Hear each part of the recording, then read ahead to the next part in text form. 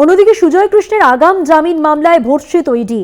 কিভাবে সুজয়কে শোন অ্যারেস্ট দেখানো হলো প্রশ্ন হাইকোর্টের। আর এই গুরুত্বপূর্ণ মামলায় তদন্তে এত কেন দেরি জানতে চায় হাইকোর্ট। কথা বলবো, আমাদের সঙ্গে টেলিফোন লাইনে রয়েছেন আমাদের প্রতিনিধি পল্লব চট্টোপাধ্যায়। পল্লবদা, কি খবর রয়েছে? হ্যাঁ দেখো, সিবিআই বিশেষ আদালতে 25শে নভেম্বর সুজয়কে সুজয়ের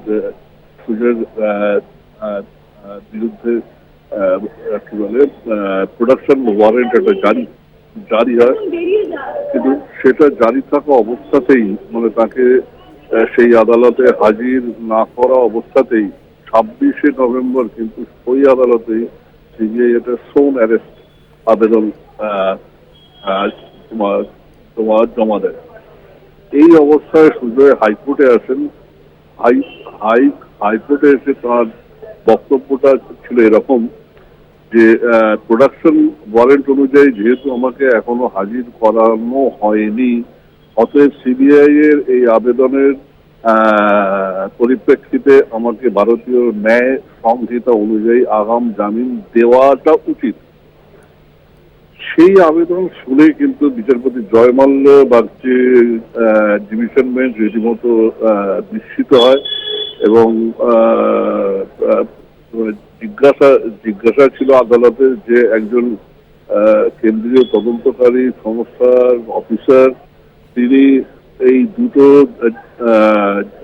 বিষয়ের অর্থাৎ প্রোডাকশন ওয়ারেন্ট এবং শোন অ্যারেস্ট এই দুটো বিষয়ের মধ্যে যে সূক্ষ্ম তফাৎ আছে, সেই তফাৎটা না জেনে কিভাবে এরকম পদক্ষেপ নিলেন। এবং একই সঙ্গে তার আদালতে জিজ্ঞাসা যে এই বহু হাজার কোটি টাকার যে শিক্ষক নিয়োগ দুর্নীতির মামলা, সেই মামলাতে এইরকম তদন্তকারী অফিসার কিভাবে নিয়োগ হয়, এবং সেই পরিপ্রেক্ষিতে কিন্তু ইডি থেকে এই পদক্ষেপের জন্য 2 সপ্তাহের মধ্যে ব্যাখ্যা সহ হলফনামা পেয়েছে আদালত।